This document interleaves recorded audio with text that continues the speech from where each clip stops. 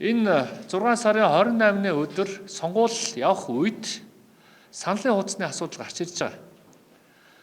Саналын хуудас нь болохоор хоёр тусдаа хуудас байх ёстой юм а гэдэг ийм үндслэг бид нар гаргаж ирж байгаа юм.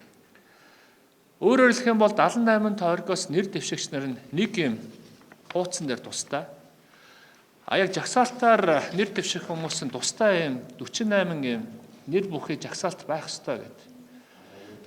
За тэгээд энэ нь ямар учиртай юм бэ гэхээр та бүгдээрээ мэдж байгаа байх. Хэрвээ ингээд саналын хуудас хүчингүй болсон тохиолдолд нэг хуудсан дээр аль нэг нь ингээд тэмдэглэсэн тохиолдолд жагсаалт манд хүчингүй болчих гээд байгаа юм. Нөгөө талдаа болохоор энэ удаагийн сонгуулийн онцлог нь гадаадд байдаг Монгол иргэд сонгуульд оролцсноо. Гадаадд байдаг Монгол иргэд зөвхөн жагсаалтыг намын нэрсийг дугуулах байдлаар сонгуульд орох юм. Тэгэхээр энэ хоёр үндслээр бол энэ сонгуулийн хуудсан дээрх энэ хоёр төрлийн санал хураалт бол тустай байх ёстой маа гэдэг энэ шаардлагыг бид нар ингээд албан ёсоор сонгуулийн эрх оронд хүргүүлж байна. Энэ бол эргээд сонгуул хүчин төгөлдөр байх ёстой. Эргээд өмнөх 7 сарын 1-ний хар үйл явдал болохгүй байхаас зайлсхийх ёстой.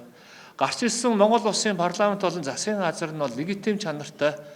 Тэгээд үр дүнд нь бол Монгол улс бас арчлаа баталгаажуулсан ийм сонгуул байх ёстой гэдэг энэ агуулгаар бид энэ шаардлагыг тавьж байгаа юм байна.